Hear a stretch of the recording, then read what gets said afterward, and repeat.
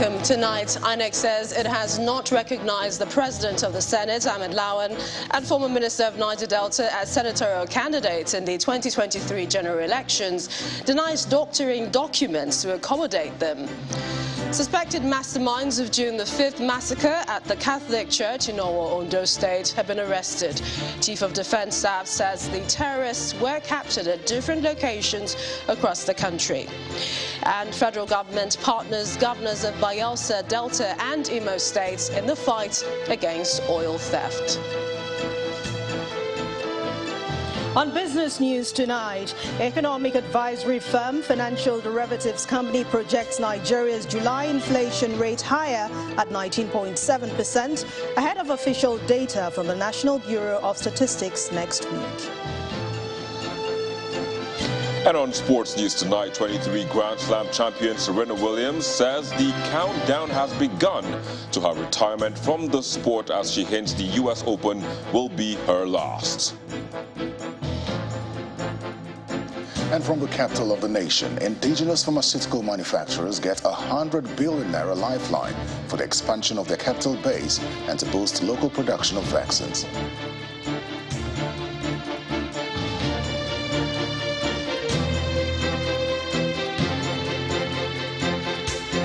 Across the country have joined long queues in what have so far been peaceful elections, keen to have their say in who will run the country for the next 5 years.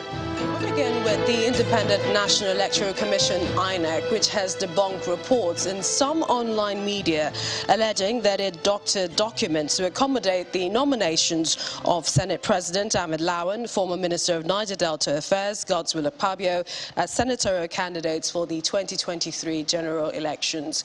In a statement, INEC also explains that it has not recognized the two personalities who had contested in the All Progressives Congress presidential primary, which was won by Asiwaju Bola Tinubu as a senatorial candidate. Their move to pick up the Senate tickets for Yobe North and Akwa Ibom Northwest senatorial districts had sparked controversy over the legality of such a move, since most Senate primaries had already been conducted before the presidential primaries.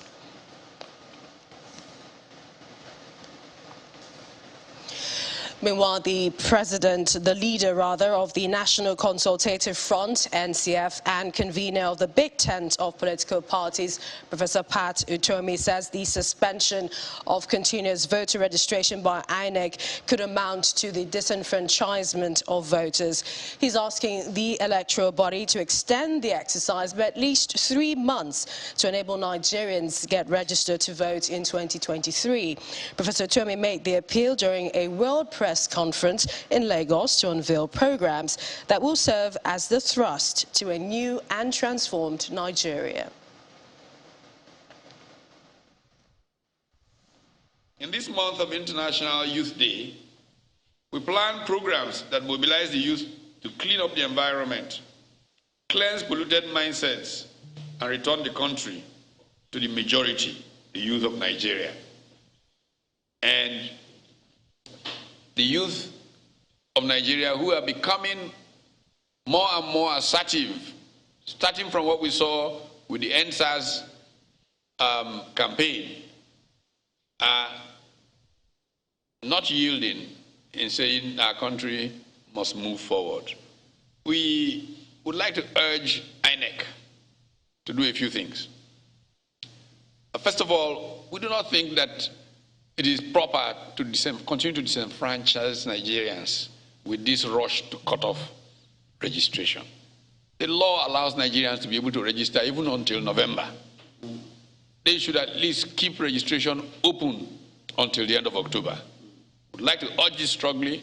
We get calls from people in the diaspora who are very upset about it, who are trying to petition even the US government, to petition the UN, saying the Nigerian government through INEC is trying to disenfranchise the Nigerian people. So we'd like INEC to save itself that embarrassment by allowing registration to go on at least till the end of October. We'd like to make INEC insist anybody who cannot come out for a debate should be disqualified from participating in an election, especially at the presidential, gubernatorial, and National Assembly levels. We should have open debates, and not one, not two, but multiple debates.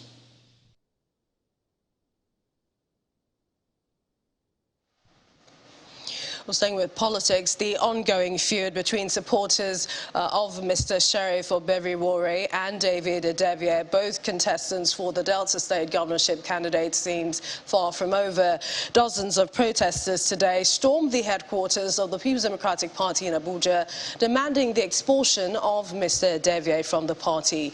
The protesters, who displayed placards with inscriptions pledging their support for their candidacy of Mr. Oberewore, warned the party against substituting the name of Mr. Oberewore or risk losing the state to the All Progressives Congress in 2023. For the second time in 1 week, protesters occupied the headquarters of the People's Democratic Party over the Delta State PDP governorship tussle. This time around, it is the pro-Sheriff Oberewore group that is protesting and calling for the expulsion of Mr. David Adebie, who is challenging the candidacy of Mr. Oberewore in court. For the benefit of the party, for PDP to win Delta 2023, we have come to present before the national leaders of the party under Ayu Iyosa. We have come to call, not their suspension, we have come to call for their total expulsion from PDP.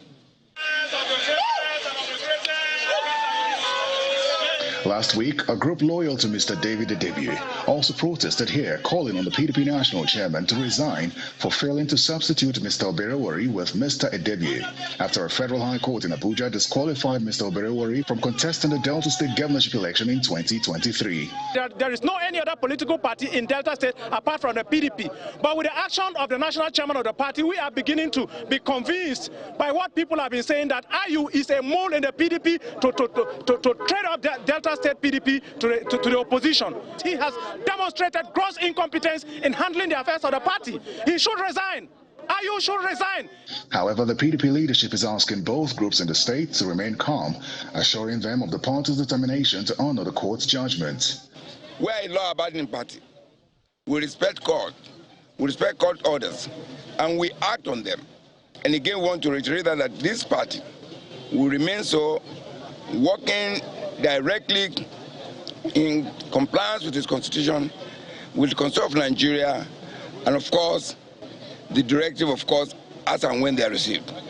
The legal battle between Mr. Oberewore and Adebie over who will fly the PDP governorship flag in Delta State is raging on, as both the leadership of the PDP and the Independent National Electoral Commission awaits the verdict of the appeal court, which will determine their next action. And while the protests went on at the PDP headquarters, APC stakeholders from the North Central stormed the Unity Fountain in Abuja, demanding an immediate review of the choice of Senator Bola Tinubu and Senator Kashim Shettima as the presidential and vice presidential candidate of the party.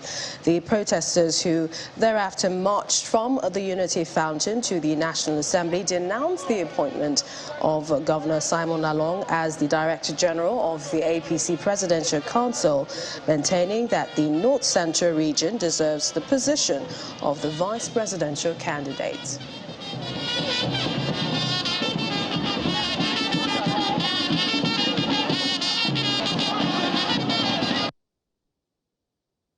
To the President, Muhammadu Buhari, give us vice presidential candidate and take the Director General APC presidential campaign. The APC stakeholders and supporters across the 6 northern central states, including the Federal Capital Territory, are constrained to write this open letter to the President and Commander-in-Chief of the Armed Forces of the Federal Republic of Nigeria. We are worried that the various indices at play with our great party do not suggest that the Christians from northern Nigeria are considered in the party scheme of affairs. We are also worried that since the race for the vice presidential candidate of our great party began. Our stakeholders of the party in the state, in the North Central and the Federal Capital Territory, we have made representations on why the party should nominate a Christian from the North Central as the vice president candidate of the party.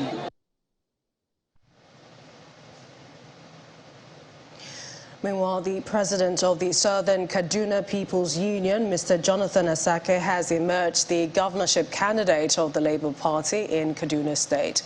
Mr. Asake emerged through consensus after his only rival, Shinon Adinga, stepped down for him during a substitution primary held at the NUT Hotel in the Kaduna State capital.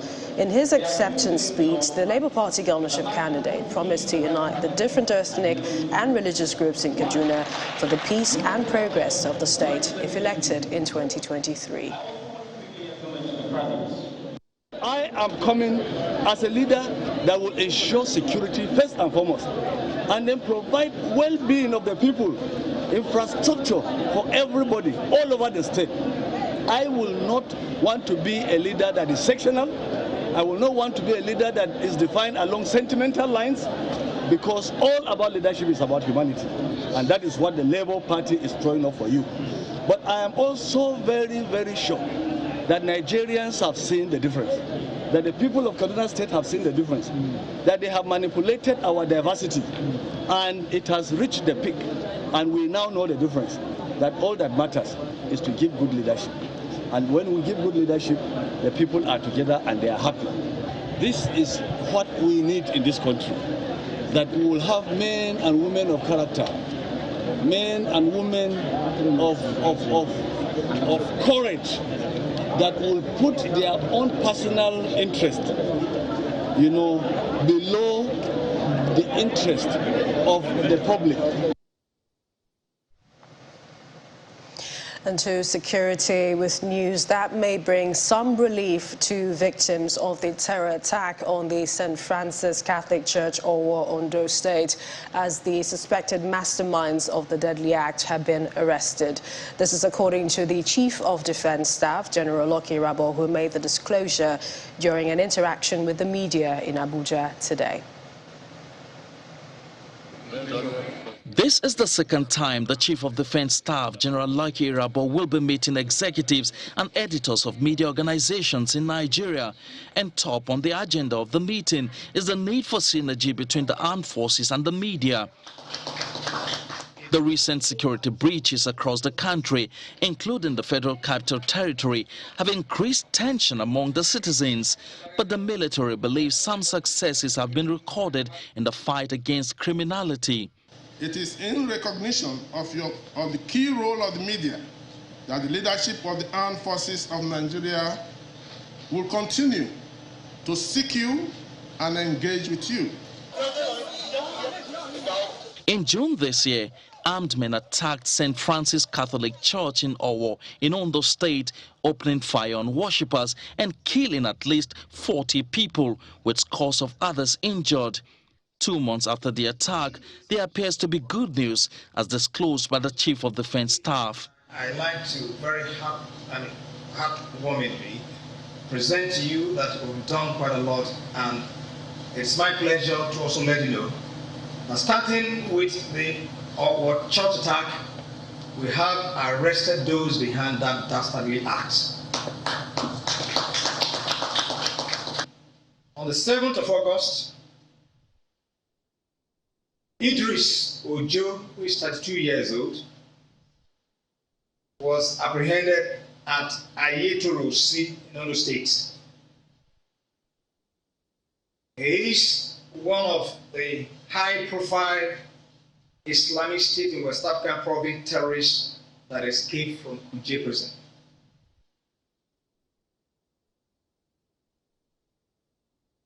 Alongside with him is Jimo Ibrahim, who is a 39-year-old criminal, who was also arrested.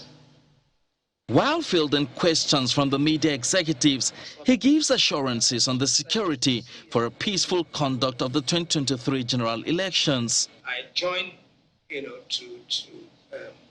to encourage and, of course, to assure, at least from the military side, that the 2023 general elections certainly not only will he hold, we will do everything to ensure that nothing stops it. The outcome of this media parley is expected to shape future interaction between the media and the military authority.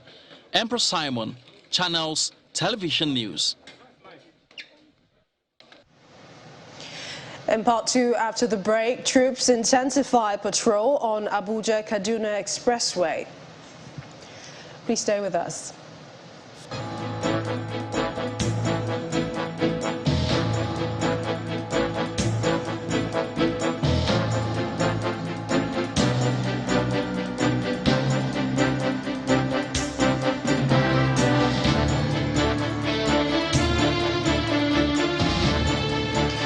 Welcome back. If you're just joining us, you're watching the news at 10 live on Channels Television Lagos. A reminder of our top stories. INEC says it has not recognized the President of Senate, Ahmed Lawan, and former Minister of Niger Delta as senatorial candidates in the 2023 general elections, denies doctoring documents to accommodate them.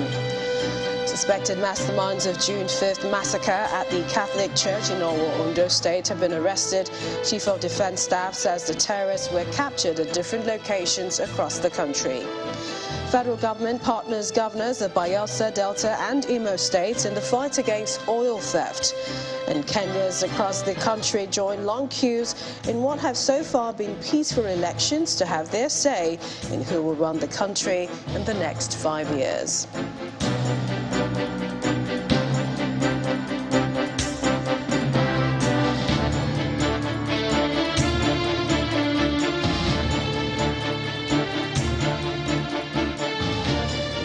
The suspected attackers of the Owo Catholic Church incident, the Ondo State Governor, Oluwarotimi Akeredolu, has corroborated the announcement by the CDS, Chief of Defense Staff, on the arrest of the attackers.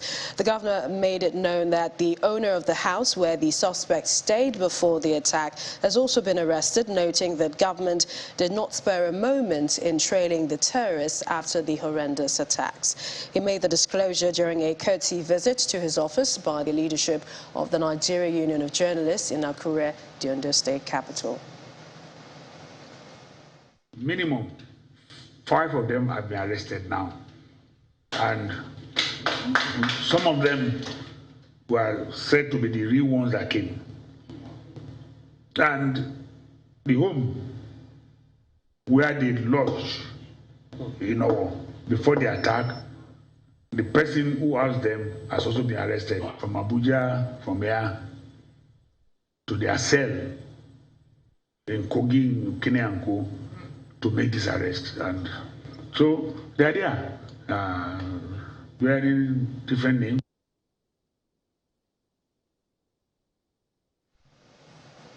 And we're off to our Abuja studios. Terry Kumi is standing by with more stories. Hi, Terry. Take it away. Hello, Millicent. Nice to see you. Now we go to the oil sector, where the House of Representatives Ad Hoc Committee on Subsidy Regime has given the Minister of Finance 1 week to appear before the committee after the minister failed to honor its invitation, but instead sent a representative. The lawmakers are, among other things, investigating the total amount released from other accounts for subsidy other than the consolidated revenue account. The committee is also requesting for a list of beneficiaries of the subsidy payments. This issue is very, very serious and demands the concern of everybody. Director, this committee will listen to you. That you are here, but the Honorable Minister has to appear before this committee and we'll give you a date when she will come. You will speak to why the Minister is absent today, explain to the committee, and you also give us a brief of what you know about the subsidy or any other issues surrounding DSDP that you know, as per the letter communicated to you. I'll painstakingly take time to read through some of the key issues this committee wanted to know from the Minister of Finance. And then I'll give you time to speak and we'll discharge you so that on the date so appointed, you and the Honorable Minister will be here. And if she's going to vacate to enable us to engage you properly, then she should tell us that henceforth you'll be appearing on her behalf. Well, oil theft has become a source of worry to the federal government, as well as state governments across the Niger Delta region and other oil-producing states. Following this unhealthy development, a delegation against oil theft comprising the Minister of State for Petroleum, the Managing Director of the NNPC Limited, and the Chief of Defense Staff visited Bayelsa, Delta, and Imo states to secure the buy-in of the critical stakeholders in addressing the menace. Oil theft is the practice of stealing of crude oil, and in Nigeria, this is a common practice that has gone on for years. Available record from the NNPC says Nigeria loses $1.9 billion monthly, and this has greatly depleted the nation's revenue. Second, Excellency, in terms of material value, we're losing close to $1.9 billion every month as deferred revenues, either as a matter of losses or stealing, or some form of activities that we are unable to bring in production at the table.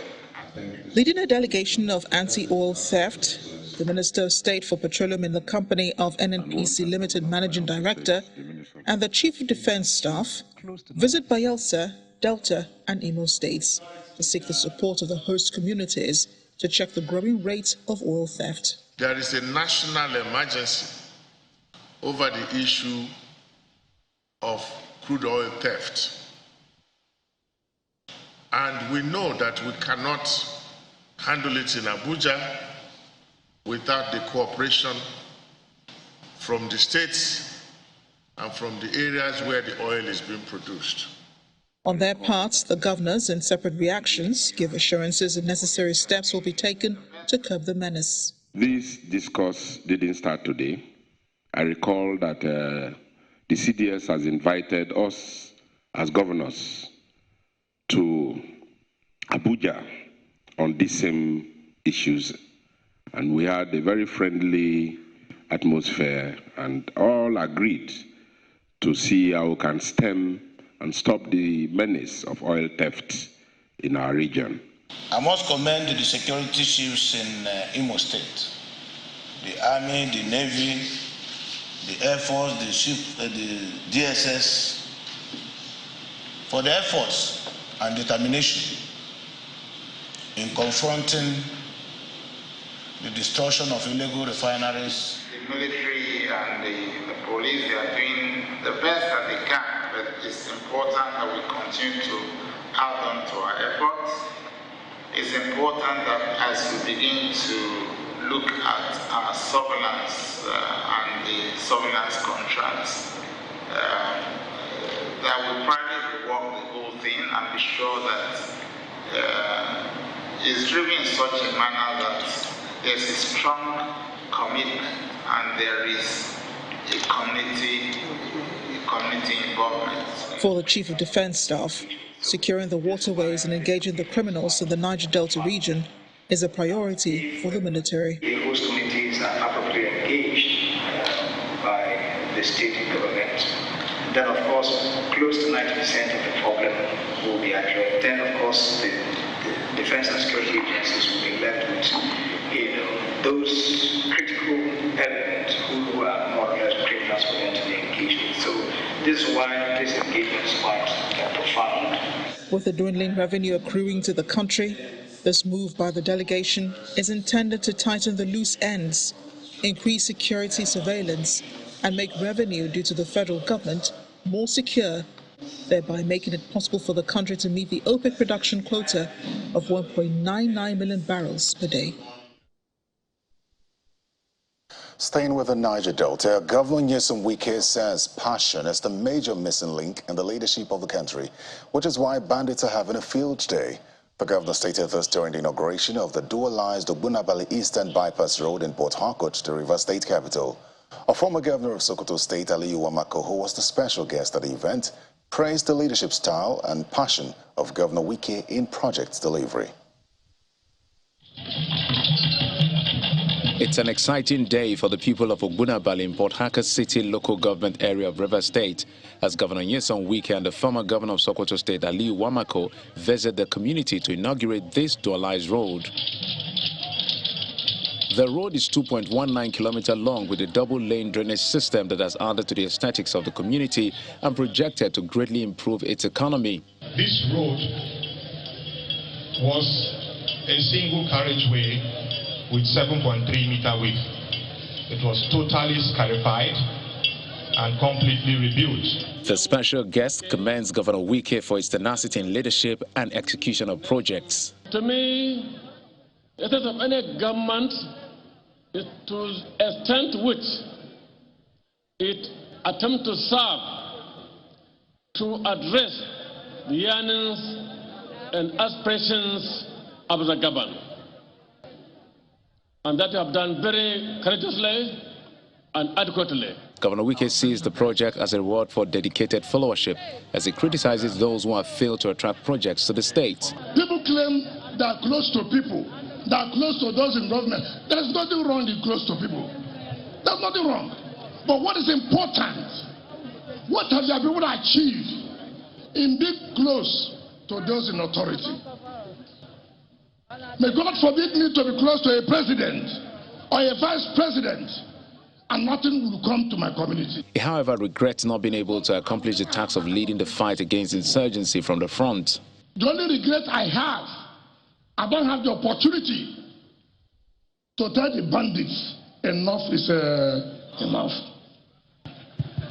If I had the opportunity, the bandits know their time will be gone. But it's unfortunate I don't have it.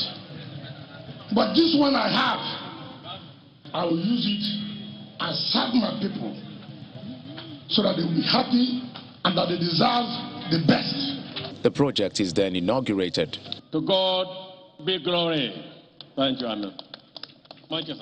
To add to the joy of constructing this road, Governor Wike also announces a cash donation of 2 billion naira for community empowerment scheme. Well, still ahead on the news at 10, economic advisory firm Financial Derivatives Company projects Nigeria's July inflation higher at 19.7%, ahead of official data from the National Bureau of Statistics. That's on Business News. Join us again.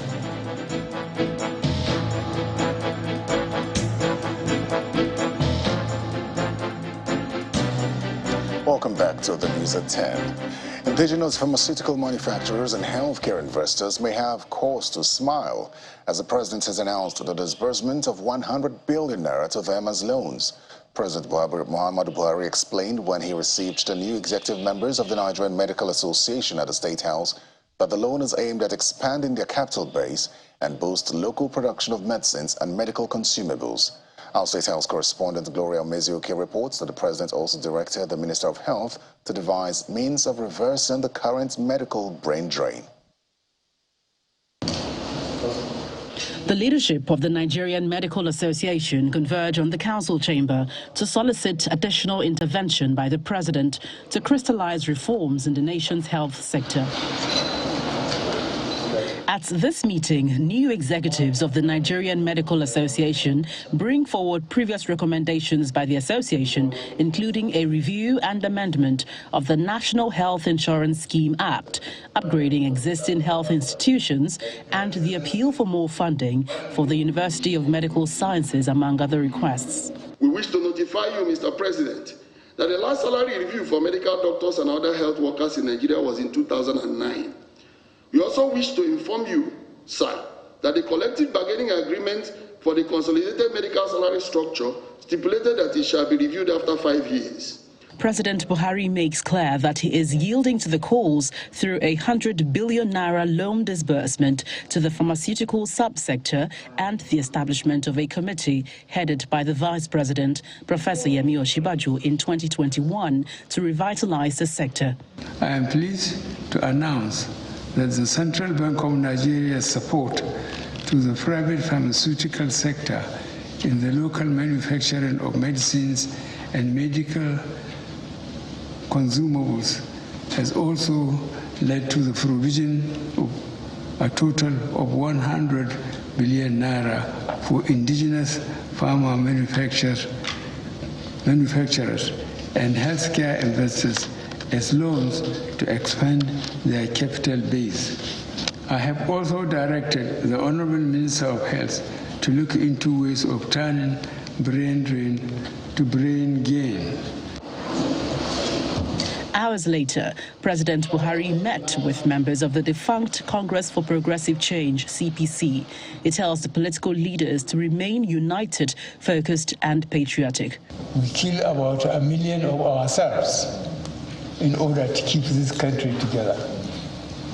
I don't think there can be any practical experience more than that. We are Nigerians. God willing, we will remain Nigerians. He reminds the group that the mandate of improving the livelihoods of Nigerians, which was the premise upon which APC was founded, remains sacrosanct. From the presidential villa, Gloria Umezuke, Channels Television News. Now, on a daily basis, Nigerians receive a deluge of unwanted text messages.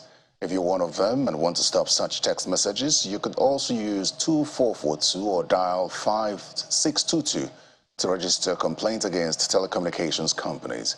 This is according to the Executive Vice Chairman of the National Communications Commission, Professor Umar Dambata, who was speaking at a public inquiry on the Commission's regulatory instruments in Abuja.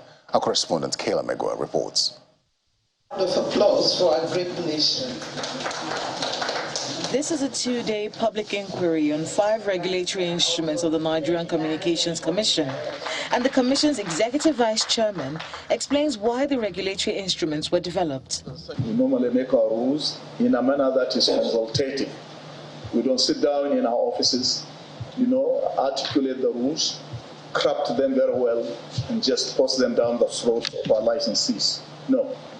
After the rules are developed, we always engage in this very, very important process that we are having today in order to get the buy-in of critical stakeholders in our industry. Speakers at the event break down the regulatory instruments to be discussed, namely the type approval regulations, guidelines on technical specifications for the deployment of communications infrastructure, guidelines on advertisements, promotions and consumer code of practice regulations, and guidelines on short code operations in Nigeria. Broadband penetration in June of 2022 is 44.3%, with 84 million subscribers, while the communications sector is contributing 12.61% to the nation's gross domestic product in the fourth quarter of 2021, up from the 9.81% it contributed in the fourth quarter of 2018. The Commission's Executive Vice Chairman takes the opportunity to remind Nigerians of the rights they must insist on from mobile operators. If you don't want any text message, that means unsolicited text messages, to come, to your device, you send stop, capital stop, to the same code, 2442.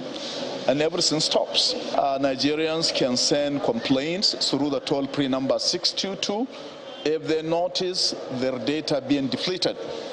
And we assure Nigerians that action will be taken to remedy the situation, including asking the service providers concerned to refund the cost of data depleted.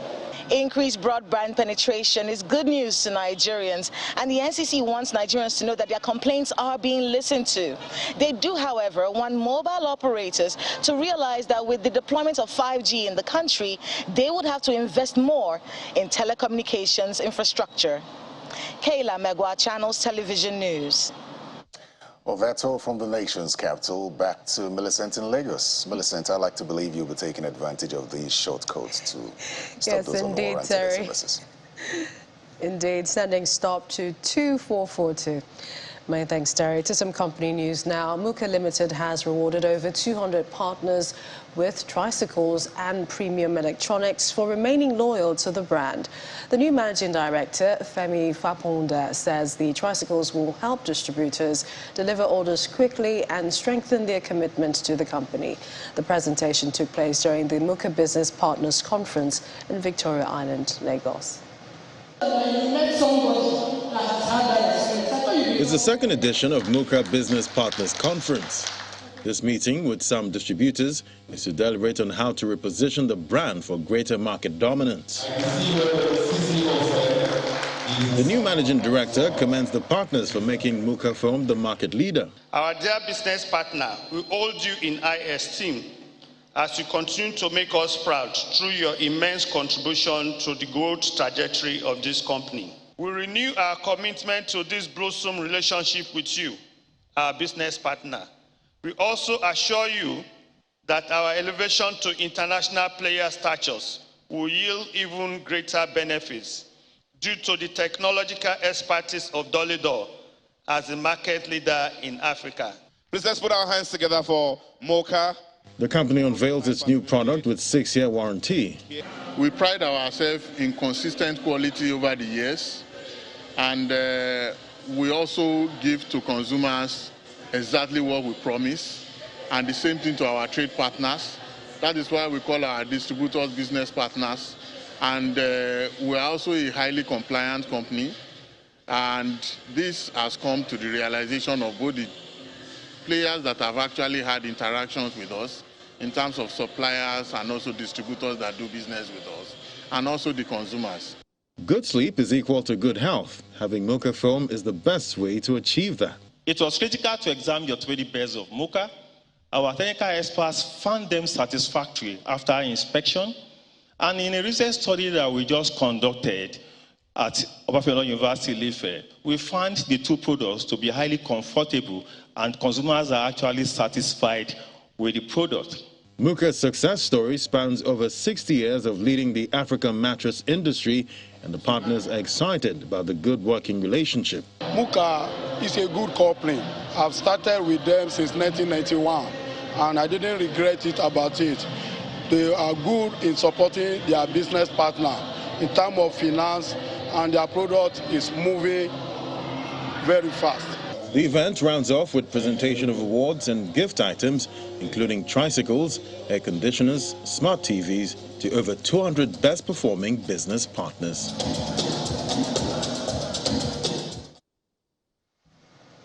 For more business news now, here's Anne Wilder.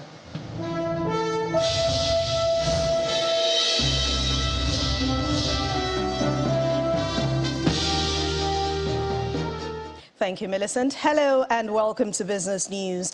19.7%, that's the forecast projected by Economic Advisory for Nigeria's July inflation rate ahead of the official report from the National Bureau of Statistics. According to the FDC, it will be the 6th consecutive monthly increase and the highest inflation rate since 2006, but that's if the forecast matches the official figures due to be released next week. The company also listed current exchange rate at the currencies market, a sharp increase in the price of diesel, as well as limited impact of money supply growth and saturation as the most potent causative factor for Nigeria's rising inflation rate. Meanwhile, the National Bureau of Statistics is expected to release the country's inflation rate on Monday, August the 15th. Bureau de change operators in the Federal Capital Territory have reviewed the price of dollar to 620 naira. The review is coming barely 1 week after the Economic and Financial Crimes Commission raided some Bureau de change houses in Abuja for hoarding, which saw the hike in price of dollar to over 700 naira. Speaking with reporters after a meeting in the FCT, members of the Abuja Bureau de change operators promised to monitor the market and ensure a controlled rate, but blamed the earlier hike in the exchange rate to corruption. And as part of efforts to promote business developments in West Africa, the Managing Director of the Bank of Industry, Mr. Olukayode Peter, is asking Development Bank of Ghana to embrace quality corporate governance in order to maintain profitability. The Managing Director of the Bank of Industry gave the advice in Abuja when he played host to a delegation of the development of the Bank of Ghana who are in Nigeria on a study visit. Ghana and Nigeria, they're brothers and sisters. For us, there are many reasons why we like, at least partnering and discussing with fellow DFIs. For me, there are many reasons. One, I actually represent the DFIs in West Africa, with ATFI. I'm the president for West Africa. So this is part of my job, But more importantly for us, is how we can collectively develop our continent. Bank of Industry, we are over 60 years old. We are the largest, the most profitable DFI that we have in Nigeria. About 21, 22 years ago, this bank was about to lose its license because of some of lending practices. The non-performing loans were over 90%. So the bank was restructured to see what went wrong, what must we not do, how can we take this bank to the next level. So the BOI you see today was part of that restructuring over 20 years ago.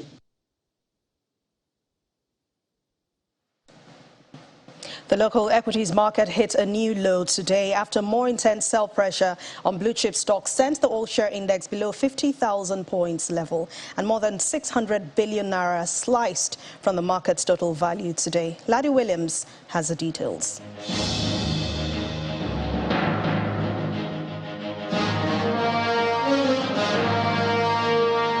Hello and welcome to the Stock Market Report. Well, it's another red day, this time by a wider margin. Yeah, it's a big one, over 2% down today. And looking at the activity chart there, we see it's all red. Look at volume there, 137 million units of stocks traded, valued at 1.57 billion with deals there, 3,820 deals, all of them less than what we saw yesterday, showing that buy interest today was much lower. Let's look at the top movers today. Now we see NEM Insurance there up 10%, closing at 3.74 naira. We see Prestige there 44 kobo, closing up 10%. And we see Ella Lakes there. This was on the top gainers list yesterday. It's back again, up 9.78%. Let's move over now to the top losers counter there. We see Cornerstone Insurance there is down 9.33%, closing at 68 kobo. Dangote Cement there, a big one there, big move down there, down 9.06% at 241 naira. We see that putting pressure on the whole market there. We saw that 2.26% loss there. Sovereign Insurance there also at 25 kobo there, down 7.41%. And we also saw MTN there losing a huge chunk of its share price. Well, it's still sell pressure we're seeing in the market today, and the headwinds, the economic headwinds, still weighing on most of these markets we see. And that's the Stock Market Report. I'm Laddie Williams. It's back to you.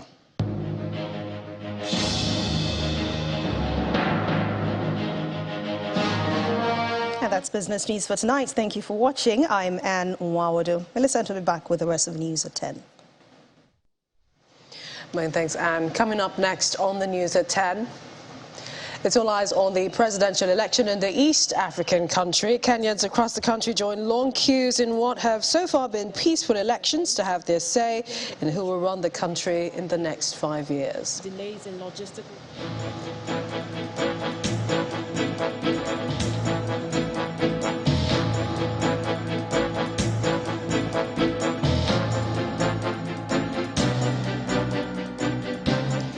It is a race that is too close to call. Polls have closed in Kenya, and the country tensely awaits the results. Here's more in Around the World in 5.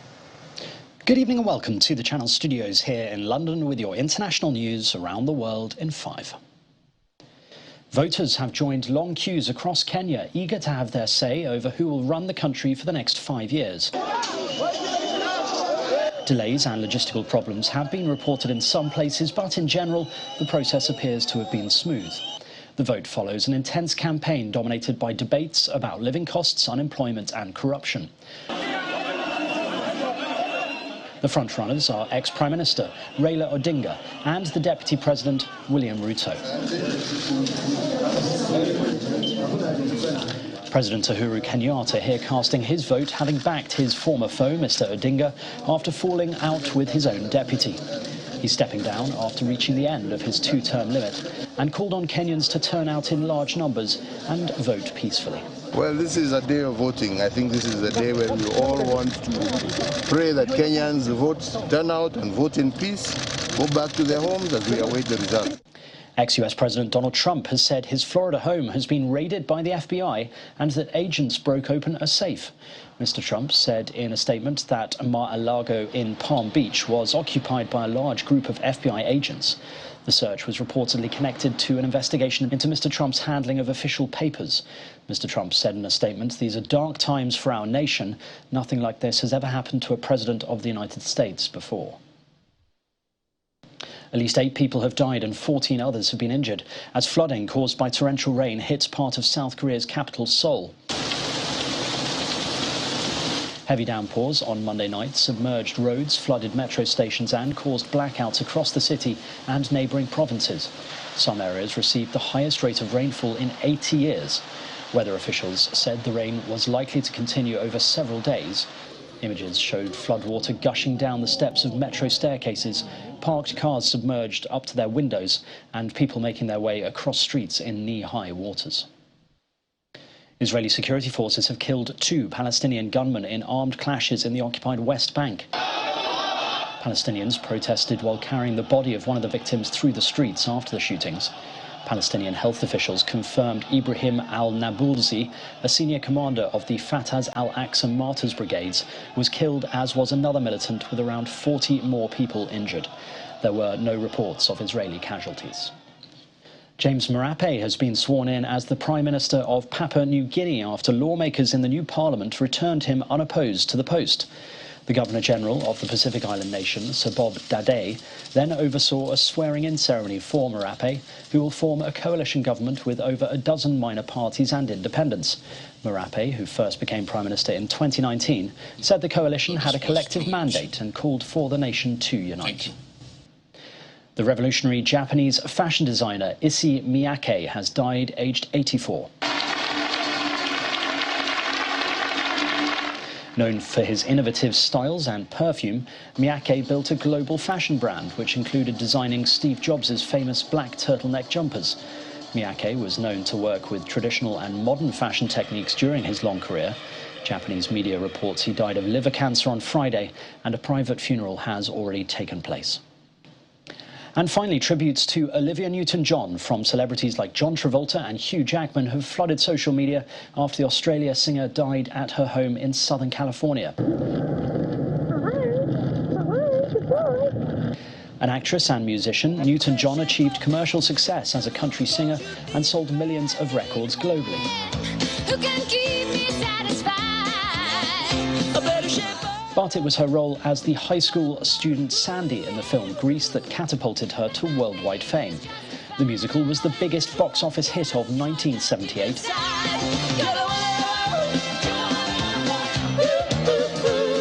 and gave Newton-John 3 huge hit singles, including You're the One That I Want. Co-star John Travolta tweeted, "My dearest Olivia, you made all of our lives so much better. Your impact was incredible.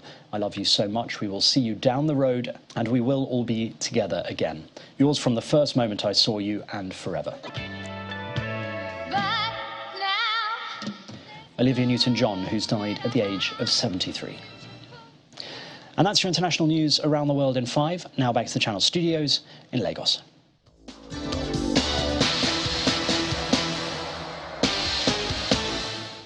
Thank you, Simon. And let's take a look at some sports stories now. Serena Williams, one of tennis's greatest players, says she is evolving away from the sport after the U.S. Open at Flushing Meadows. The 23-time Grand Slam singles champion said she is moving towards other things that are important to her.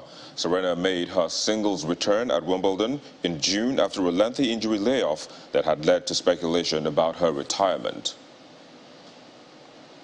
In football, Nigeria Professional Football League winners Rivers United have been drawn to face Liberian side Watanga in the first qualifying round of this year's African Champions League. The winner of this tie will face reigning champions Wydad Casablanca of Morocco in the next round. Plateau United will trade tackles with the Gabonese side Asso Stade Mangi, with the winner facing Tunisian giants Esperance de Tunis in the next round. The first legs will hold between September the 9th and 11th, with the return leg 1 week after. In the CAF Confederations Cup, Kwara United will play AS Douanes of Niger Republic in the first qualifying round of the second-tier competition. Competition debutants Remo Stars have been handed a tough opponent in Moroccan side Asfar. The first legs will hold between September the 9th and 11th, with the return leg 1 week later. That's it on Sports News. Thank you so very much for watching. I'm Victor Matthias. It's back to Millicent with the wrap of the news at 10.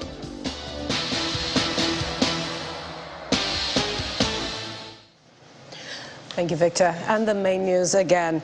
The Independent National Electoral Commission, INEC, denied doctoring documents to accommodate the President of Senate, Ahmed Lawan, and the former Minister of Niger Delta Affairs, Godwin Akpabio, as senatorial candidates in the 2023 general elections.